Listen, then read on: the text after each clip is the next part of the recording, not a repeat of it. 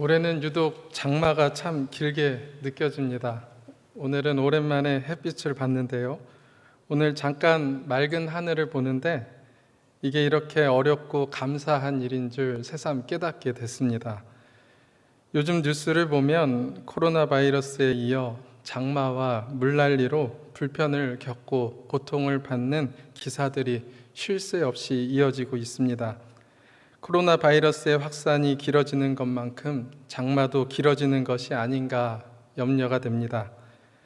미래학자들과 언론 매체들은 코로나 바이러스는 재앙의 시작에 불과하다라고 예견을 합니다. 이제 마스크 없이는 숨도 제대로 쉬지 못하는 시대가 올 것이다. 코로나보다 더 위험하고 전파력이 강한 바이러스가 나타나게 될 것이다 라며 비관적이고 우울한 미래를 전망하기도 합니다. 모이는 것이 더 어려워지고 교회에서 예배드리는 것조차 눈치를 봐야 하는 이 시대 속에서 그리스도인들은 아주 좋은 비난의 대상이 되어버리고 말았습니다. 물론 저는 앞서 비관적인 전망을 내놓은 미래학자들보다 아는 것이 많지 않습니다. 비교도 할 수 없겠죠. 기사를 쓰는 기자들보다 똑똑하지 못합니다. 그러나 이곳에 모인 도림의 성도님들께 낙심하지 마십시오, 두려워하지 마십시오 라고 감히 말씀을 드릴 수 있는 것은 하나님께서 우리와 함께 하시기 때문입니다. 우리 하나님께서는 지금도 우리와 함께 하십니다. 시편의 기자가 노래한 것처럼 하나님께서는 내가 하늘에 올라갈지라도 거기에 계시며 수월에 내 자리를 펼지라도 거기에 함께 계십니다. 우리가 믿는 하나님은 바로 그런 분이십니다. 하나님은 지금까지 어떤 문제의 삶보다 크고 뛰어나셨습니다. 하나님의 일하심과 그분의 능력은 인간의 실패와 모든 위기를 뚫어내고 그분이 계획하신 모든 것들을 선하고 아름답게 결과를 만들어내셨습니다. 그리고 우리 하나님께서는 앞으로도 그렇게 일하실 것입니다. 이 자리에 모인 도림의 성도님들, 그리고 가정에서 온라인으로 예배를 드리는 믿음의 가정들에게 모든 지각에 뛰어나신 하나님의 평강이 우리의 두려움과 불안과 걱정과 염려를 떨쳐내고 평안과 기쁨으로 우리의 마음과 생각을 지켜주시길 간절히 소망합니다. 고린도 교회에 편지를 보낸 사도 바울은 다메섹 도상에서 부활하신 예수님을 만나고 예수님을 핍박하던 자에서 예수님을 전하는 자의 삶을 살게 됩니다. 부활하신 예수 그리스도로부터 사도의 사명을 받고 복음을 전했습니다. 1차, 2차, 3차에 걸쳐 선교 여행을 다니며 예수 그리스도께서 구원자이시고 하나님 외에는 다른 신이 없음을 전하고 또 전했습니다. 바람이 지나간 자리에 꽃이 피는 것처럼 사도 바울이 지나간 자리에 하나님을 믿는 자들이 점점 많아지고 교회가 세워지기 시작했습니다. 이렇게 맡겨진 사명과 직분을 감당할 때 좋은 소식만 들려온다면 얼마나 좋을까요? 그러나 바울에게 늘 기쁘고 좋은 소식만 있는 것이 아니었습니다.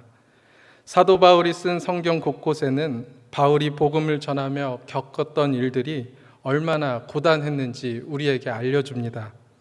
돌에 맞고 생명의 위협을 느끼기도 했습니다. 복음을 전하기 위해 배를 타고 가다가 난파가 되어 죽을 뻔한 위기도 몇 차례 겪었습니다. 불량배들과 강도들은 바울의 뒤를 따라다니며 끈질기게 괴롭혔습니다. 춥고 굶주리고 오랜 지병이 그를 힘들게 했습니다. 사도 바울을 괴롭혔던 것은 그뿐만이 아니었습니다. 예수님을 믿는 교회의 형제들도 사도 바울의 사도직에 대해서 계속해서 시비를 걸었습니다.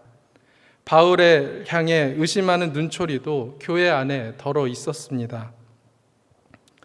하나님이 주신 사명과 직분을 감당하는 일에는 고난과 낙심될 만한 일들이 반드시 따르게 됩니다. 고린도후서 4장은 이렇게 시작합니다. 그러므로 우리가 이 직분을 받아 긍휼하심을 입은 대로 낙심하지 아니하고, 그러므로라는 접속사는 앞의 이야기와 뒤의 이야기를 원인과 결과로 설명할 때 쓰는 단어입니다. 3장에서는 새 언약의 일꾼이 누리는 영광에 대해 말하고 있습니다. 본문 1절에서 말하는 이 직분은 새 언약의 일꾼으로서 누리게 되는 영광스러운 사명, 직분을 말합니다. 그러나 이 영광스러운 직분에는 낙심한 일이 반드시 따른다는 것입니다. 고린도후서 4장 8절과 9절에서 이 낙심할 일에 대해 사도 바울은 아주 구체적으로 설명하고 있습니다. 사방으로 우겨쌈을 당하고, 여기서 우겨쌈을 당한다는 말은 즙을 짜기 위해 포도를 짓누른다는 뜻입니다. 포도즙을 짤 때 한 방울의 즙도 나오지 않을 때까지 압력을 가하고 짓이기는 것 같은 고통을 당했다는 것입니다. 이어서 답답한 일을 당하고 핍박을 받고 거꾸러뜨림을 당하는 일들이 지금까지 있었고 앞으로도 계속해서 일어날 것을 말하고 있습니다. 이처럼 그리스도인들에게 고난이 따르는 것은 피할 수 없는 일입니다. 그 이유는 이 땅의 모든 기초가 죄로 인해 세워졌기 때문입니다. 그리스도인들은 바로 이곳에서 하나님의 말씀을 듣고 하나님의 말씀을 따라 삶을 살아갑니다. 그런 필히 죄와 하나님의 말씀이 충돌을 일으키게 되어 있습니다. 그러면 우리는 그 사이에서 갈등을 합니다. 그리고 말씀을 따라 사려고 몸부림치고 발버둥치지만 그럴수록 손해보고 억울한 일을 당하고 낙심될 일들이 따르기 마련입니다.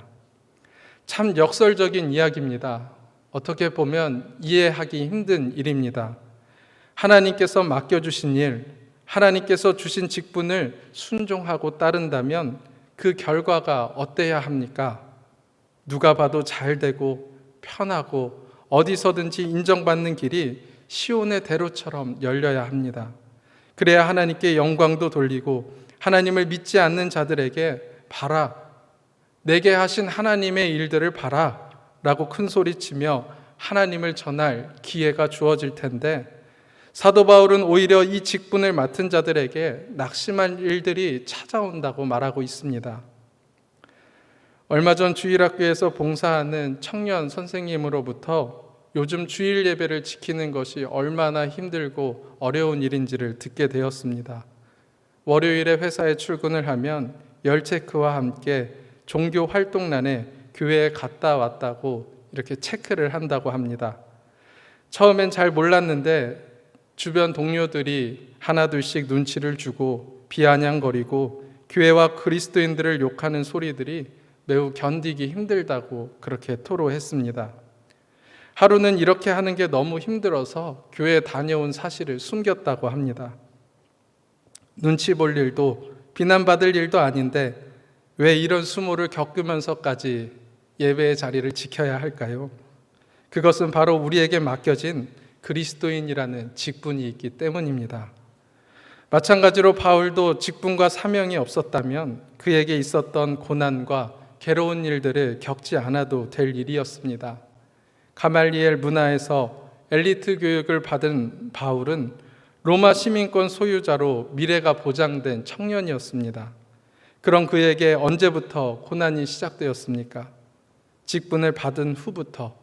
다메섹 도상에서 부활하신 예수 그리스도로부터 직분을 받았을 때 그에게 고난이 시작됐습니다. 누명을 쓰기도 하고 옥에 갇히기도 하고 곤장에 맞기도 하고 온갖 수모를 겪었습니다. 그렇다면 바울은 지금 무엇을 말하고자 고린도 교회 성도들에게 이 편지를 썼을까요? 나 이렇게 많이 힘들었다. 나 이렇게 많은 괴로움을 당했다. 위로를 받고 동정을 사기 위해서 글을 썼을까요? 사도 바울이 고린도 교회 성도들에게 정말 하고 싶었던 말은 1절 하반절에 나타납니다. 그럼에도 낙심하지 않았다. 낙심할 수밖에 없는 수많은 일들을 겪었음에도 낙심하지 않았다는 것입니다. 오히려 부끄러운 일도 버리고 속임으로도 행하지 않고 더욱더 진리를 분명하고 명확하게 전함으로써 하나님과 사람 앞에 거리낌 없이 살았다고 말합니다. 자기를 자랑하고 싶어서 이러는 걸까요?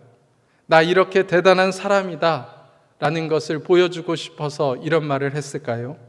아니요, 그렇지 않습니다. 바울이 낙심치 않고 그 낙심에서 이길 수 있는 비결에 대해 이렇게 말합니다. 이 직분을 받아 긍휼하심을 입은 대로 낙심하지 아니하고. 그렇습니다. 바울이 낙심치 않았던 이유는 하나님으로부터 긍휼하심을 받았기 때문입니다. 그것이 낙심을 이길 일체의 비결입니다.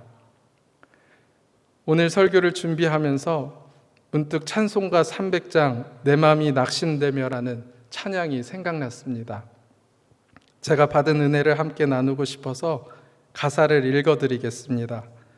찬양의 앞부분에는 낙심될 만한 모든 상황들에 대해서 말합니다. 내 맘이 낙심되며 근심에 눌릴 때, 가는 길 캄캄하고 괴로움 많으나, 희망이 사라지고 친구 날 버릴 때, 싸움이 맹렬하여 두려워 떨 때에, 번민이 가득 차고 눈물이 흐를 때, 환난이 닥쳐와서 어려움 당할 때, 그때 누가 우리의 위로가 되십니까? 주께서 내게 오사 위로해 주시네. 주께서 함께하며 내 짐을 지시네. 주 내게 속삭이며 새 희망 주시네. 승리의 왕이 되신 주 음성 들리네. 주 나의 곁에 오사 위로해 주시네. 주님의 능력 입어 원수를 이기네. 그렇습니다. 우리가 낙심을 이길 비결은 오직 예수 그리스도 한 분뿐입니다. 본문 7절 말씀은 말합니다. 우리가 이 보배를 질그릇에 가졌으니 이는 심히 큰 능력은 하나님께 있고 우리에게 있지 아니함을 알게 하려 함이라. 아멘. 능력이 우리에게 있다면 우리에게는 전혀 가능성이 없습니다. 바울은 그런 우리를 질그릇에 비유했습니다. 질그릇은 평범한 모양의 깨지기 쉬운 값싼 물건입니다. 질그릇 같은 우리는 종종 내 안의 불완전함 때문에 낙심합니다. 하찮고 쓸모없는 존재로 생각될 때가 참 많이 있습니다. 우리의 불완전한 모습이 하나님의 일에 장애물이 된다고 생각될 때가 있습니다. 내 안에 무수히 많은 약점과 흠과 결함 때문에 도저히 하나님께서 맡기신 직분을 감당할 수 없다고 생각될 때가 있습니다. 그때 이 성경 말씀을 기억하시기 바랍니다.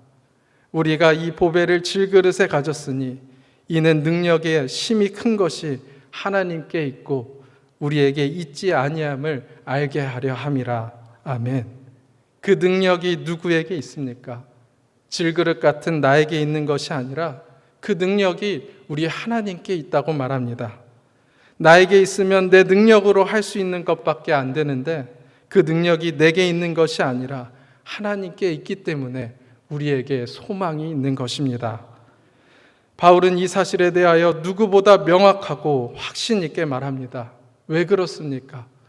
그의 삶이 이 말을 증명해냈기 때문입니다. 바울은 빌립보에서 귀신 들린 여종을 고쳐주다가 억울하게 감옥에 갇히게 됩니다.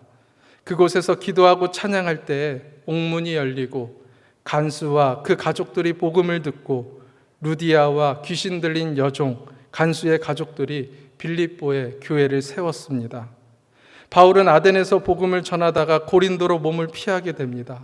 쫓겨간 그곳에서 텐트 만드는 일을 하다가 브리스길라와 아글라 부부를 만나게 됩니다. 그것이 고린도 교회의 초석이 됩니다. 바울이 교회를 세워야겠다 작정하고 계획하지 않았습니다. 우연처럼 보이는 만남 속에 하나님께서는 그분의 계획을 철저하게 감추어 두셨습니다. 우리는 보이지 않지만 하나님께서는 지금도 이미 모든 것들을 진행하고 계십니다. 사람이 마음으로 자기의 길을 계획할지라도 그의 걸음을 인도하시는 이는 여호와이시니라. 아멘. 결국 하나님의 계획은 사람의 능력에 달린 것이 아니라 하나님께서 그분의 능력으로 이루어내십니다. 하나님의 긍휼하심을 입는다는 것, 그것은 바로 나는 질그릇입니다 라고 깨닫고 고백할 때에 시작됩니다. 나는 보배를 담기에 한없이 부족한 질그릇이다. 그러나 내 능력으로 감당하는 것이 아니라 하나님의 능력으로 하나님께서 맡겨주신 사명과 직분을 감당하는 것이다. 그렇게 하나님을 인정하고 그 능력을 의지할 때 8절 이하에 바울이 고백한 것처럼 사방으로 우겨쌈을 당하여도 쌓이지 아니하고 답답한 일을 당하여도 낙심하지 아니하며 핍박을 받아도 버림받지 아니하며 거꾸러뜨림을 당하여도 망하지 않는 놀라운 하나님의 능력이 우리의 삶 가운데 나타나게 될 것입니다. 그래서 찬송가 300장 후렴에 이렇게 이어서 노래합니다. 내 마음이 낙심되고 근심에 쌓여도 가는 길 캄캄하고 괴로움이 많아도 뭐라고 찬양합니까? 그 은혜가 내게 족하네. 그 은혜가 내게 족하네. 이 괴로운 세상 지낼 때 그 은혜가 내게 족하네. 나는 이것밖에 안 되는데 그 질그릇 같은 나를 사용하시는 하나님의 능력으로 말미암아 그 은혜가 내게 족하다. 하나님, 그 은혜가 내게 충분합니다. 그렇게 하나님께 감사하고 찬양하게 됩니다. 이 찬양의 가사가 우리 모두의 고백이 되길 간절히 소망합니다. 얼마 전 SNS에서 작가로 활동하고 있는 한 목사님의 글을 읽었습니다. 그 글을 여러분들께 소개해 드리겠습니다. 글의 제목은 삶이 책이면 저자는 누구일까입니다. 삶이 책이면 저자는 누구일까? 저자는 첫 장을 읽으면서도 책의 모든 내용을 알고 있다. 내용이 조금이라도 달라지면 바로 알아볼 수 있다. 어떻게 그럴 수 있을까? 그것은 바로 글을 쓴 저자이기 때문이다. 우리는 10년 후에 뭘 할지 모른다. 아니 10분 후 어떤 일이 벌어질지도 모른다.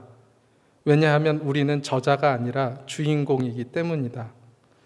그렇다면 우리의 삶이 책이면 저자는 누구일까?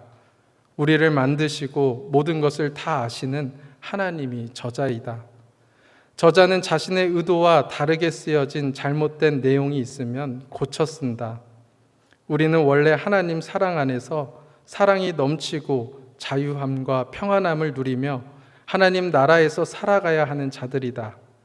아픔 가득한 상처로 힘들어할 때, 조급함과 불안함이 가득할 때, 결핍된 사랑과 부족한 능력과 계속되는 실패와 넘어짐으로 자격 없다며 자존감이 떨어져 갈 때, 죄로 더러워져 죽음을 향해 갈 때 저자이신 하나님은 이야기를 고쳐 쓰기 위해 스스로 십자가에 못 박히셨다. 저자이신 하나님은 그렇게 죄와 어둠을 다 지우고 사랑으로 다시 쓰신다. 이것이 말씀과 인도하심에 순종해야 하는 이유다. 하나님은 구겨진 종이에도 최고의 이야기를 쓰신다. 마지막 문장이 와닿았습니다. 하나님은 구겨진 종이에도 최고의 이야기를 쓰신다. 비록 내가 구겨진 종이와 같고 보잘것없는 질그릇 같지만 하나님께 붙들린 사람은 하나님께서 그곳에 최고의 이야기를 쓰시고 값진 보배를 담으십니다. 이렇게 자기 자신을 믿는 것이 아니라 하나님의 능력을 믿고 의지하는 자들에게는 크고 영원한 영광이 주어집니다. 14절 이하에 주 예수를 다시 살리신 이가 예수와 함께 우리도 다시 살리사 너희와 함께 그 앞에 서게 하실 줄을 아노라. 이는 모든 것이 너희를 위함이니 많은 사람의 감사로 말미암아 은혜가 더하여 넘쳐서 하나님께 영광을 돌리게 하려 함이라. 아멘. 사도 바울은 다시 한번 강조해서 말합니다. 예수님의 죽으심은 실패가 아니었습니다. 그 죽음이 실패처럼 보였고 모든 것들이 다 끝난 것처럼 보였지만 그건 끝이 아니라 시작이었습니다. 주 예수를 다시 살리신 이가 예수와 함께 우리도 다시 살리사 너희와 함께 그 앞에 서게 하실 줄을 아노라. 예수님의 고난은 승리의 서막을 알리는 나팔 소리였습니다. 예수님의 죽으심은 모든 것들을 단번에 이겨내신 승리의 영광이었습니다. 사도 바울은 자신이 당하는 모든 고난과 핍박, 낙심되는 모든 일들이 오히려 고린도 교회 성도들을 위함이라고 말했습니다. 더 나아가 많은 사람들이 은혜를 받게 되므로 하나님께 영광이 됨을 말했습니다. 그렇습니다. 우리가 지금 받는 고난은 크고 영원한 영광을 위한 시간입니다. 그래서 그리스도인이라면 정말 중요한 것이 무엇인지, 진짜 가치 있는 것이 무엇인지 그것을 집중해서 바라보아야 합니다. 18절 말씀에 우리가 주목하는 것은 보이는 것이 아니요 보이지 않는 것이니 보이는 것은 잠깐이요 보이지 않는 것은 영원함이라 라고 했습니다. 믿음의 장이라고 알려진 히브리서 11장에도 모세에 대하여 이렇게 기록했습니다. 믿음으로 모세는 장성하여 바로의 공주의 아들이라 칭함받기를 거절하고 도리어 하나님의 백성과 함께 고난받기를 잠시 죄악의 낙을 누리는 것보다 더 좋아하고 그리스도를 위하여 받는 수모를 애굽의 모든 보화보다 더 큰 재물로 여겼으니 이는 상 주심을 바라봄이라. 아멘. 우리는 불안한 시대를 살아가고 있습니다. 비관론자들은 비관적이고 절망적인 미래를 예측하며 우리를 불안에 떨게 만듭니다. 미리 알고 최악의 경우에 대비하는 것은 결코 나쁜 일은 아닙니다. 그러나 불안에 떨게 해서 아무것도 하지 못하게 하는 것이 진짜 큰 문제입니다. 불안 때문에, 걱정 때문에 눈앞에 보이는 것만 보게 하고 진짜 중요한 것은 놓치게 만드는 것이 불안이 주는 최고의 문제입니다. 두려움이 찾아오면 하나님께 이렇게 기도하시기 바랍니다. 산적한 일들과 어려운 만남과 막혀있는 문제 때문에 두렵게 하시니 하나님 참 감사합니다. 중요한 일 앞에서 한없이 부족한 나를 보며 두렵게 하시니 하나님 감사합니다. 이 두려움 때문에 주님을 찾게 되었습니다. 이 두려움 때문에 주님을 의지하게 되었습니다. 그래서 제가 할 수 있는 가장 귀한 것이 무엇인지 알게 되었습니다. 그렇게 함께 하나님께 기도하는 도림의 성도들이 되시길 바랍니다. 우리는 왜 불안해하며 이 땅을 살아갈까요? 아직도 질그릇 같은 내가 깨어지지 않았기 때문입니다. 나 자신이 부족한 걸 알면서도 아직도 내 능력을 의지하면서 살아갑니다. 내가 하려고만 합니다. 질그릇은 결코 값비싼 은그릇이나 금그릇이 되지 못한다는 걸 알면서도 여전히 생각이 거기에 머물러 있기 때문입니다. 질그릇은 반드시 깨어져야 합니다. 질그릇은 깨어져야 그 안에 있는 보배가 드러나게 되어 있습니다. 오늘 이곳에 모인 도림의 성도 여러분, 우리는 지금 무엇을 바라보며 살아가고 있습니까? 작고 중요하지 않은 것 때문에 정말 중요한 것을 보지 못한 채 살아가고 있지는 않습니까? 힘들다는 핑계로, 어렵다는 핑계로 적당히 타협하며 애써 하나님의 부르심을 외면하고 있지는 않습니까? 아니면 맡겨진 직분이 너무 무거워 이로 인해 괴로워하고 힘들어하고 낙심하고 계십니까? 하나님을 의지하며 힘을 구할 때에 하나님의 긍휼하심이 우리에게 덧입혀지기를 소망합니다. 흘러넘치는 하나님의 은혜가 우리 가운데 충만하게 되기를 소원합니다. 하나님께서 우리의 눈을 열어주셔서 보이는 것에만 주목하는 것이 아니라 정말 중요하고 영원한 것에 소망을 두며 불안하고 이 걱정 많은 세상에서 하나님이 주시는 기쁨과 평안을 누리며 담대하게 살아가는 도림의 모든 성도들이 되기를 소망합니다. 하나님, 우리의 겉사람은 낡아지고 속사람이 강건케 되는 성령의 역사를 사모합니다. 늘 하늘의 상급을 바라보며 영원한 소망을 꿈꾸며 살아가는 자들이 되게 하여 주시옵소서. 이 세상의 고난 가운데 낙심하고 좌절하며 포기하는 인생들 되지 않게 하시고 우리를 긍휼히 여기시는 하나님께서 날마다 은혜를 차고 넘치게 하여 주셔서 하나님께서 맡겨주신 사명과 직분을 감당하는 도림의 성도들이 되게 하여 주시옵소서. 인내하게 하시고 기대하게 하시고 믿음의 눈으로 바라보게 하셔서 하나님께 충성된 일꾼이라 칭찬받게 하시고 주님의 몸된 교회를 건강하고 바르게 세워나가는 저희 모두가 되게 하여 주시옵소서. 예수님의 이름으로 기도드립니다. 아멘.